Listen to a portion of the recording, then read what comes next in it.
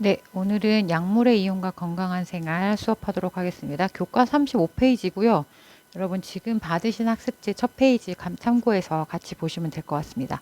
아직 학습지는 안 보셔도 되고 먼저 교과서에 있는 그림 먼저 보도록 할게요.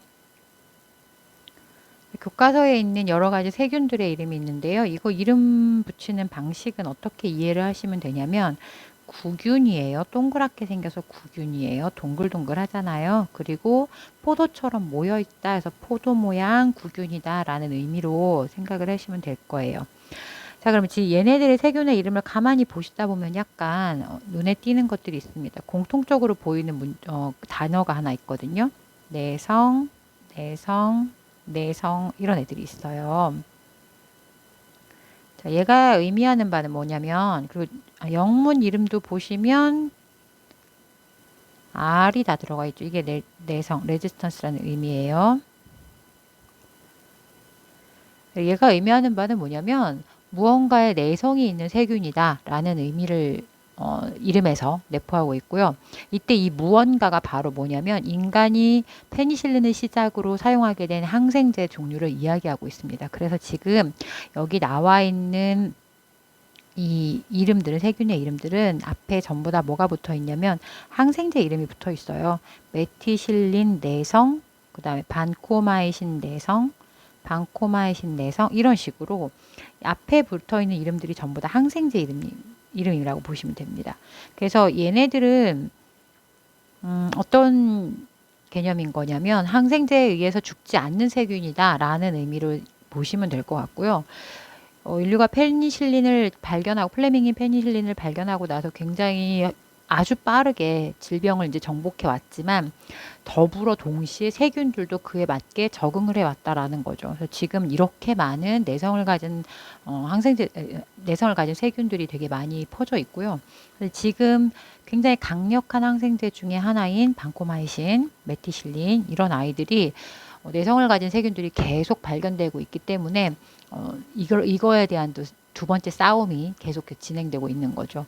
그리고 더 문제는 뭐냐면 이런 겁니다. 이 반코마이신만 내성을 가지고 있다면 다른 항생제로 죽이면 되고요. 메티실린만 내성을 가지고 있으면 다른 항생제로 죽이면 돼요. 근데 얘네 둘 다 가지고 있는 두세 개 이상의 항생제의 내성을 가진 세균들이 나타나기 시작을 합니다. 그래서 그런 걸 이제 슈퍼박테리아 이런 표현을 쓰게 되는데 여러분들이 키워드로 슈퍼박테리아 이렇게 검색을 해보시면 되게 다양한 세균들에 대해서 나오게 되거든요. 그래서 그런 걸 한번 보시면 지금 인류가 항생제로 인해서 얼마만큼 또다시 위기에 도달했는가 이런 걸 좀 볼 수 있습니다. 그러면 세균들이 어떤 과정을 통해서 내성이 생기는지를 한번 보도록 할게요. 지금은 이미 밝혀져 있어요. 그리고 여러분과 이제 저랑 탐구할 것들은 이제 요 다음 파트에 있는데 어쨌든 자 볼게요. 원래 이거 환자의 뭐 침투한다 이런 맥락은 좀 이제 잠깐 지워두시고 먼저 첫 번째 단계를 볼게요. 일단 세균이 침투했을 적에 그 세균 중에는 항생제 내성이 있는 애가 있고요. 항생제 내성이 없는 애가 있습니다. 두 종류가 있을 수 있겠죠. 그래서 잠시만요. 잘 안 보여서 제가 다시 항생제 내성이 없는 세균과 항생제 내성이 있는 세균이 있어요. 이런 아이들이 있습니다. 이런 상황에서 항생제를 투약을 하게 되면 이제 우리는 이제 치료를 위해서 항생제를 투약을 했죠. 그러면 죽는 아이들이 막 생겨요. 대부분의 아이들이 죽겠지만 이런 아이들 다 죽겠지만 살아남는 애가 생기겠죠. 누구냐면 내성을 가진 요 두 아이, 빨간색으로 표시된 두 아이가 살아남겠죠. 근데 세균은 한 마리만 남아있으면 아주 빠르게 증식을 해서 훨씬 더 많은 양을 만들 수가 있다는 거죠. 그러면 항생제 내성 박테리아가 훨씬 더 많아진다는 거예요. 이렇게 해서 전파가 되게 되면 병원 안에서 되게 여러 사람에게 이렇게 전파가 될 수 있다는 거죠. 그러니까 이게 지금 병원 안에서 환자의 감염을 치료하다가 생겨나는 항생제 내성 세균의 어떤 증식 이런 케이스라고 보시면 되는 거예요. 근데 이런 케이스를 사실은 누가 제일 먼저 발견을 했냐면요. 러더버그라는 사람이 52년에 이제 이야기를 합니다. 왜냐하면 이때쯤부터 슬슬 페니실린에 대해서 약간 페니실린이 효과가 떨어지기 시작을 했어요. 이상해서 이 사람도 이제 실험을 하기 시작했던 거죠. 그래서 여러분들이 지금 이제 뭘 하셨으면 좋겠냐면 이제 학습지를 보세요. 학습지 첫 번째 페이지를 놓고 짝꿍과 함께 혼자 하셔도 상관없어요. 최대한 고민을 좀 해서 혼자 쓰셔도 괜찮고요. 안 되면 짝꿍이랑 한번 상의를 해보시고요. 그렇게 해서 요걸 답을 좀 찾아주셨으면 좋겠습니다. 그래서 교과서는 36페이지에 있는 내용인데 교과서의 36페이지에 있는 질문하고 조금 다르게 제가 지금 넣었어요. 3번과 4번 질문을 주목하셔서 요 내용을 학습지에 좀 기록을 하셨으면 좋겠습니다. 근데 이제 이런 걸 할 적에 제가 조금 강조하고 싶은 건 뭐냐면 이렇게 글로 표현된 탐구 내용을요 찬찬히 학습을 하셔서 뭘 의미하는지를 좀 찾아내셨으면 좋겠거든요. 그래서 의외로 이런 탐구 과정이 이제 글로 주어져 있을 적에 생각보다 이게 무슨 실험인지를 파악하지 못하는 경우가 많더라고요. 그래서 여러분들 이거 연습하실 겸 탐구 과정을 찬찬히 살펴보시고 그러면서 한 가지 더 추가적으로 질문을 하나 드릴게요. 이 멸균한 배조각의 역할이 뭘지 도대체 이걸 왜 했을까라는 거에 대해서 좀 생각을 해봤으면 좋겠습니다. 그리고 낯선 용어들이 좀 있어요. 콜로니, 다른 말로 군체라는 표현을 쓰고요. 그다음에 배지, 이거는 어떤 개념으로 생각하시면 되냐면 세균이 자랄 수 있는 어떤 환경 이렇게 생각을 하시면 돼요. 우리가 이제 세균을 인위적으로 키우는 곳 이렇게 생각하시면 되죠. 세균 목장 뭐 이런 개념으로 생각하시면 될 것 같습니다. 그래서 세균을 배양하는 곳 이런 식으로 생각하시면 됩니다. 자, 용어는 이렇게 생각을 하시고 이제 요거를 멸균한 배조각 역할이 무언지에 집중을 하셔서 1번, 2번, 3번, 4번에 대한 이야기들을 한번 괄호에 이제 답을 달아주셨으면 좋겠습니다.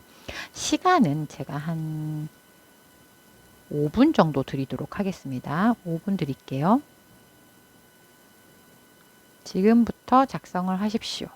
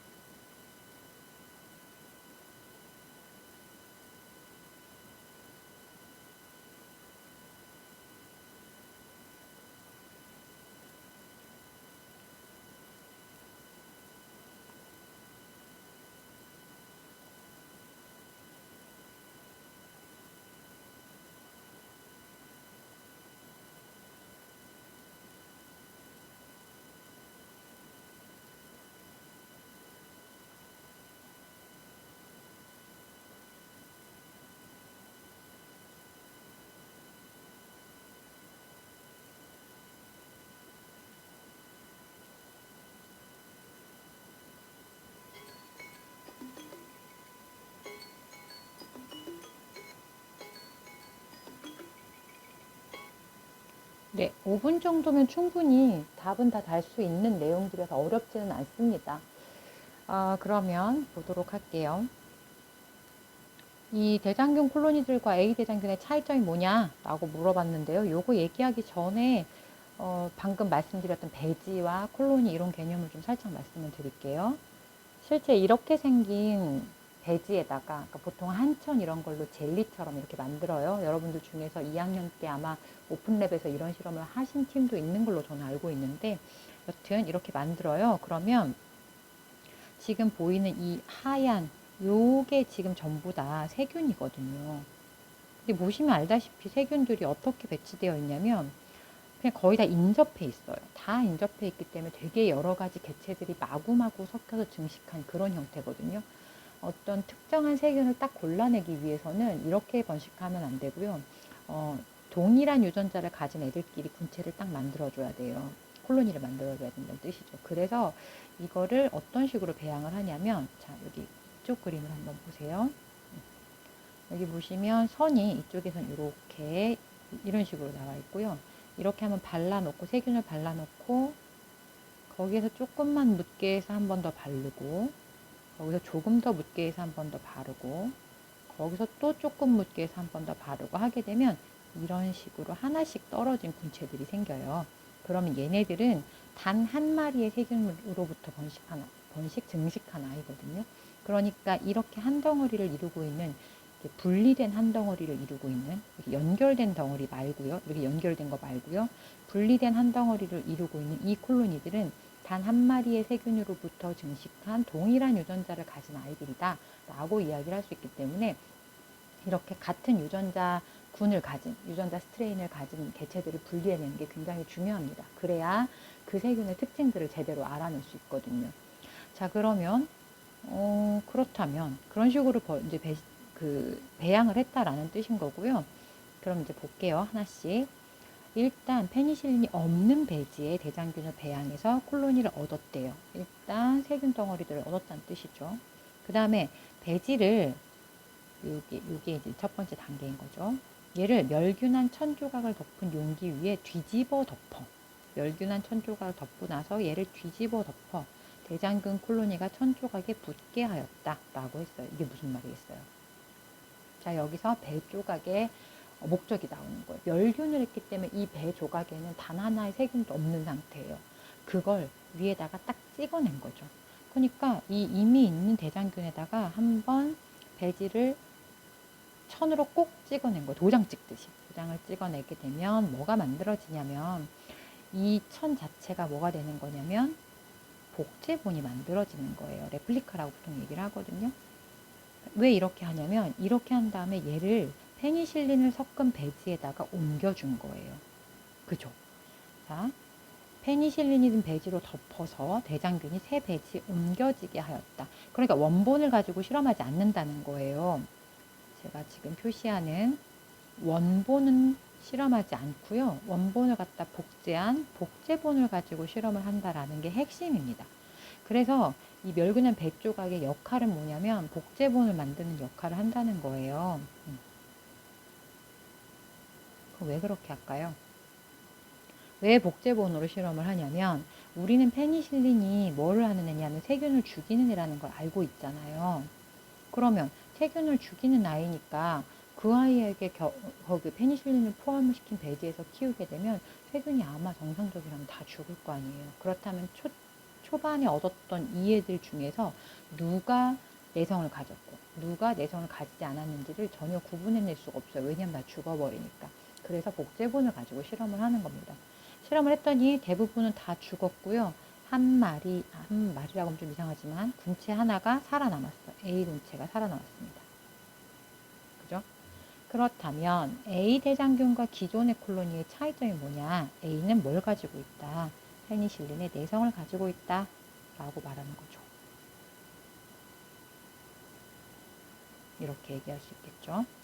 그러니까 이렇게 하고 나면 내성을 가지지 않는 세균이 여기 있구나 라고 내성을 가지지 않는 세균의 유전자를 따로 분리해서 공부를 할 수가 있고요. 그리고 얘는 내성이 있구나 라고 하는 애를 따로 분리해서 연구를 할 수가 있겠죠. 그래서 이게 목적이기 때문에 내성을 가지지 않은 아이들도 살려놓고 내성을 가진 아이도 찾아내는 방식을 위해서 레플리카로 실험을 하게 되는 겁니다. 이런 방법을 사용한다는 거 알아두시면 되고요. 미생물 실험 되게 재밌어요. 재밌는데 이런 것들을 좀 이렇게 섬세하게 해야 될 필요들이 있죠. 오염이 되게 되면 실험이 실패하고 이런 것들이 있기 때문에 방법만 알면 굉장히 재밌게 실험을 할 수 있습니다. 자, 그렇다면 이렇게 되면 말이죠. 문제는 이거예요. 지금 이 A 콜로니를 가만히 보세요. 얘를 갖다가 배지에다가 그대로 냅두게 되면 언젠가는 점차 퍼져서 배지 전체를 덮게 되겠죠. 증식을 하겠죠. 그럼 초창기에 있던 전체에 있던 이 페니실린 내성이 없는 세균들보다 오히려 내성이 많아진 아이들이 훨씬 더 많아지게 된다는 거예요. 그러면 이런 항생제를 계속 사용하면 어떤 결과가 나타난다는 뜻이에요?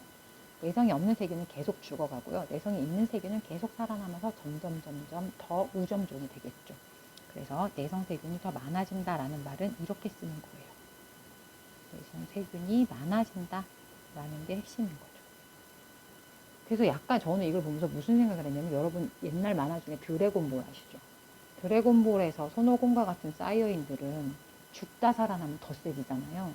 세균도 약간 그런 맥락인 거죠. 죽다 살아나니까. 동족들이 다 죽었는데 자기만 살아남으니까 얘는 더 강한 아이가 됐다. 약간 이런 맥락이죠. 실제 항생제를 사용할 적에 중요한 포인트들이 있는데 그거를 조금 이따가 4번 얘기하면서 같이 얘기를 해볼게요. 이제 의사 선생님들이 굉장히 한탄하시는 맥락 중에 하나거든요. 자, 일단 3번부터 보겠습니다. 페니실린 대신 주로 쓰이는 항생제는 여러분 교과서를 꼼꼼히 읽어보셨으면 찾을 수 있습니다. 그쵸. 메티실린입니다. 메티실린. 실제 페니실린과 이걸 한번 보고 이야기할게요. 실제 페니실린이 발견된 후에 많이 쓰고 나서 한 3년 후가 지나니까 벌써 페니실린의 내성을 가진 포도당 교균이 등장하기 시작합니다. 그래서 아마 이런 시기였으니까 러더버그가 실험을 했겠죠. 그래서 이미 1952년쯤에는 포도상구균의 60%가 페니실린의 내성을 가지게 된 거죠. 그러다 보니까 이게 점점 페니실린의 효과가 떨어지는 거예요. 이런 상황이니까 러더버그가 이런 실험을 했던 거고요. 현재에는 대부분 포도상구균의 95%가 페니실린의 내성이 있습니다. 여러분 그럼 지금은 여러분이 페니실린을 맞아봤자 포도상구균을 1도 죽일 수 없다는 뜻이 되는 거죠. 모든 애들이 전부 다 페니실린보다 강해졌어요. 95%가. 그래서 나타난 게 메티실린입니다. 그래서 메티실린이 1960년대에 사용이 되기 시작을 했고요. 그런데 곧바로 1년 후에 메티실린 내성세균이 등장을 하기 시작하는 거죠. 세균은 유전자군 자체가 사이즈가 작기 때문에 돌연변이도 빠르게 일어나고요. 그만큼 이런 소위 진화라고 해야 될까요? 내성을 가진 세균들이 굉장히 빠르게 등장을 하게 됩니다. 이미 벌써 메티실린 내성 세균들은 굉장히 많이 나타나 있는 상태고요. 60년대고 지금 2020년이니까 어마어마하게 많아졌겠죠. 그래서 어쨌든 다시 돌아와서 현재 그나마 페니실린 대신 사용하고 있는 것은 메티실린인데 이미 메티실린도 꽤 많은 항생제 내성 세균들이 생겨나고 있다. 메티실린 내성 세균들이 나타나고 있다. 이렇게 정리를 하시면 될 것 같습니다. 그런데 지금 여러분 교과서에 있는 그래프를 갖다 제가 지금 또 학습지에 넣어놨는데요. 황색포도 상균의 메티실린 내성률을 국가별로 조사를 해봤더니 보십시오. 우리나라 압도적으로 많습니다. 요거 높은 이유 여러분 뭐라고 쓰셨어요? 제 추측에 여러분 아마 항생제를 남용해서 이렇게 쓰셨을 거라고 생각을 합니다. 항생제를 많이 써서 이렇게 썼을 거예요. 맞습니다. 맞는데요. 도대체 왜 우리나라만 더 항생제를 많이 썼을까요? 라는 질문도 한번 생각해 보셨으면 좋겠어요. 제가 이걸 다른 반에서 물어봤을 적에 무슨 이야기를 하냐면요. 우리나라는 건강보험이 잘 돼 있어서 약 쓰기가 너무 좋아서 그래요. 라고 말하는 친구들도 있었거든요. 약을 잘 쓰는 것과 그러니까 건강보험이 잘 돼 있어서 제때 치료를 우리가 받는 것과 그로 인해 세균이 강해지는 건 약간 별도의 이야기예요. 그쵸? 그 분리해서 생각을 하세요. 요거를 조사를 해봤더니 우리나라는 문제가 뭐냐면 일반인들의 인식 자체가 항생제가 감기에 효과가 있다라고 생각하는 사람들이 굉장히 많다고 합니다. 여기서 제가 이제 여러분을 보고 눈을 보고 물어보고 싶은 것들이 이거죠.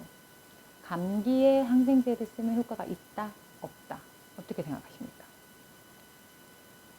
감기가 어떤 세균에 의한, 어떤 병원체에 의한 감염인지를 생각하셔야 돼요. 감기는 여러분 아시다시피 바이러스에 의한 질병이에요.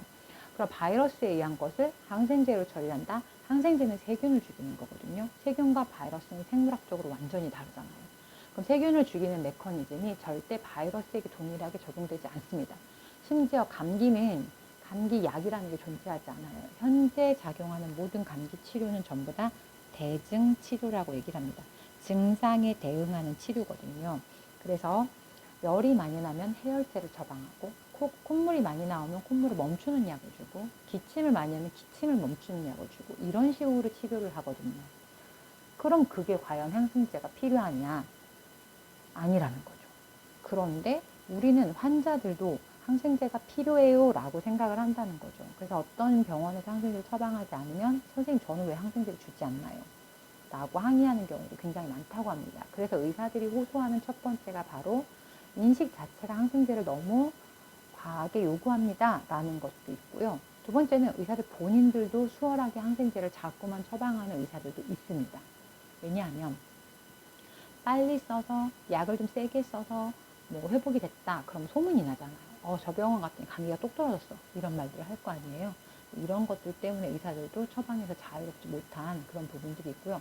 마지막으로 이런 경우 있습니다. 의사들이 이야기를 들어보면 제발 항생제를 처방해 드리면 끝까지 드십시오 라는 말을 하거든요. 무슨 말이냐면 우리 몸에 있는 세균들이 뭐 한 100마리 들어왔다고 치자고요. 항생제를 의사는 이 100마리가 다 죽을 만큼의 시간을 고려해서 처방을 하는 거예요. 3일간 약을 드세요 라고 하면 3일간 항생제를 처방을 하게 되면 3일간 빼먹지 말고 꾸준히 먹어야지만 이 모든 세균이 죽어버린다 라는 말인 거예요. 근데 만약에 뭐 어느 정도 하다가 우리 그런 거 많이 하잖아요. 이제 안 아파. 괜찮은 것 같아. 다 된 것 같아. 라고 하면서 마지막 날 이틀 동안 꼬박꼬박 잘 먹고 증상이 좋아지니까 호전되니까 약 많이 먹는 것도 안 좋다 그랬어. 그리고 3일째에 약을 안 먹게 되는 거죠. 그러면 그때까지 빈사 상태로 살아있던 세균들이 다시 쫙 번식을 한다는 거죠. 이런 케이스로 인해서 오히려 항생제 내성 세균을 자꾸만 키우는 경향이 있다고 합니다. 근데 다 죽을 만큼 모조리 다 죽어버리면 내성세균이 살아남을 수가 없어요. 내성을 원래 가진 애가 아니라면 어떤 얘네들이 뭐 강해질 만한 틈이 없는 거죠. 이를테면 모조리 다 죽여버리면 되는데 끝까지 먹지 않기 때문에 겨우겨우 살아남은 비교적 항생제에 좀 강해서 어떻게 살아남은 나머지 몇 마리들이 순식간에 증식을 해서 항생제 내성 세균으로 변모할 수 있다라는 거죠. 그래서 이 부분을 굉장히 많이 하소연을 합니다. 의사 선생님들이. 그래서 여러분들도 약을 드실 적에는 처방대로 먹는 게 굉장히 중요하고요. 의사가 처방하지 않았는데 의사의 처방에 간섭을 하면서 항생제를 내놓으십시오 하는 것도 굉장히 웃긴 얘기고요. 그런 것들을 좀 염두에 두시는 게 필요할 것 같습니다. 실제 우리나라의 인식과 처방 실태, 복용 실태를 고려할 때 이렇게 메티실린 내성률이 높게 나올 수밖에 없다라는 이야기들을 많이 합니다. 또 한 가지. 그럼에도 불구하고 감기인데도 불구하고 항생제를 처방해야 되는 경우도 있습니다. 어떤 경우냐면 여러분 겪어보셨을 텐데 코감기 걸리면 초창기에는 굉장히 맑은 콧물이 많이 나와요. 그러다가 좀 진행이 되면 우리가 이제 방치하고 관리하지 않고 잘 쉬어주지 않고 하게 되면 콧물이 노랗게 되면서 굉장히 진한 고름이 되거든요. 이 노란 거는 결국은 백혈구 시체라고 보시면 돼요. 백혈구가 열심히 싸운 흔적이거든요. 그럼 이쯤 되면 이제 세균 감염까지 갈 확률이 훨씬 더 높아집니다. 이때쯤 되면 항생제의 도움을 받을 수밖에 없어요. 세균 감염에 되게 취약한 상태가 됐을 때는 항생제 처방도 필요하다라는 거. 그래서 어느 정도는 의사의 처방에 따르는 게 가장 맞고요. 의사들도 지금 계속 이런 경각심을 가지고 노력을 하고 있는 상태이기 때문에 함께 좀 노력하는 게 필요하겠죠. 이렇게 정리를 하면 될 것 같고요. 제가 생각보다 좀 길게 이야기를 했는데요. 그래서 이렇게 정리를 하면 항생제 내성 세균에 대한 이야기들을 좀 했고요. 지금 그래서 우리는 항생제 내성 세균이 더 생기지 않도록 굉장히 주의를 하고 있고 특히나 아까 말씀드렸던 여러 가지 항생제에 모두 다 내성을 가지는 슈퍼박테리아 등장을 되게 경계하기 위해서 병원에서 특히나 굉장히 많이 신경을 쓰고 있습니다. 위생 상태나 아니면 살균 이런 거에 굉장히 많이 신경을 쓰고 있고요. 그리고 이런 것에서 약간 출발된 개념이 아시는 EM이라는 거를 한번 들어보셨을 거예요. 자, EM이라는 거는 Effective Microorganism이라는 의미고요. EM 용액은 여러분 많이 들어보셨을 텐데 이건 사실 복용하는 거에는 이런 개념을 쓸 수 없는데 우리의 청소할 적에 EM을 사용하는 이유가 바로 이거예요. 살균 제품을 쓰게 되면 예를 들어 책상을 우리가 살균을 했어요. 살균을 하게 되면 안에 있는 모든 세균이 다 죽어버린단 말이에요. 그러면 다 죽었는데 굉장히 강한 내성세균 한두 마리가 살아남아서 쫙 퍼지게 되면 이런 내성세균이 다시 퍼지게 되겠죠. 이렇게 되면 결국은 그냥 약한 세균을 죽이고 강한 나쁜 세균, 강한 유해세균이 많아지는 결과를 초래한다라는 게 한 이론이에요. 그래서 이것도 일리가 있잖아요. 그래서 EM은 어떤 개념이냐면 얘네들을 죽이는 거에 집중하지 말고 유해세균보다 괜찮은 세균을 더 많게 깔아버리자라는 게 EM의 원리거든요. EM의 사용 원리거든요. 그래서 EM에 들어가는 미생물들은 대부분 인간에게 병을 유발하지 않는, 병원체가 되지 않는 세균들이에요. 그래서 이런 세균들을 예를 들면 뭐 유산균이라던가 효모 종류들 있겠죠. 그런 애들을 갖다 여기다 깔아버리면 얘가 더 우세한 게, 그러니까 세력을 더 키우는 거죠. 유용한 미생물을 더 우세하게 깔아주면 유해한 미생물이 살 곳을 잃고 쫓겨날 것이다. 라는 게 이론이고요. 실질적으로 가능한 얘기라고 합니다. 그래서 여러분들이 EM을 사용해서 화장실 청소를 하고 싱크대를 청소하고 배수구를 청소하는 게 나름 의미는 사실 있습니다. 있고요. 근데 이제 저는 이제 살림을 하다 보니까 사용을 해보면 확실히 EM은 효과가 느리고요. 드라마틱한 효과가 나타나지 않아요. 속이 시원하게 깨끗해지는 그런 느낌이 좀 적어요. 그래서 아무래도 락스나 뭐 아니면 염소계 표백제 같은 락스나 아니면 굉장히 강한 산 이런 것들을 쓰게 되는 거죠. 이런 게 좀 사실 딜레마이긴 합니다. 여튼 지금까지 이야기했던 어떤 내성세균, 강한 세균 말고 좋은 세균을 좀 더 강화시키는 방식이 EM이라는 거. 근데 이거를 복용하는 방식이라던가 사람의 질병에 적용하기에는 아직은 약간 무리가 있겠죠. 이제 장내 세균의 밸런스를 바꿔주는 거에는 나름대로 이용을 할 수 있습니다. 장내 세균 같은 경우는 유산균이 많아야 되고요. 유용한 미생물이 많아야 되거든요. 근데 대장균이 많으면 안 되는 거죠. 그래서 유산균의 비율을 높여주고 대장균의 비율을 낮춰주기 위해서 실제 복용하는 이제 유산균이라든가 약들이 있고요. 그리고 식습관, 섬유소를 많이 먹어줘야 유산균이 더 잘 살아남는다. 뭐 이런 것들, 식습관의 관리 이런 것들은 어느 정도 도움은 됩니다. 그래서 이런 것들도 약간 일맥상통하는 원리라고 보시면 되겠죠. 제가 생각보다 많이 좀 짧게 영상을 찍고 싶었는데 생각보다 길어졌고요. 여기까지 하면 일단 이제 내성세균에 대한 이야기를 했는데요. 요 다음 두 번째 시간에 2교시에 술은 흥분제일까 진정제일까부터 시작해서 약물에 대해서 공부를 할 거거든요. 그래서 술에 대한 이야기, 그 다음에 마약에 대한 이야기, 그리고 투약 방법에 대한 이야기, 이런 이야기들 한꺼번에 쭉 하도록 하겠습니다. 일단 1교시는 여기까지 할 테니까요. 지금 들은 내용을 가지고 학습지를 채우시면 되는데요. 학습지 채울 것도 많지 않은 걸로 저는 알고 있어요. 그거 간단하게 채우시고 다음 학습지 여기부터 2교시 시작하도록 하겠습니다. 수고하셨어요.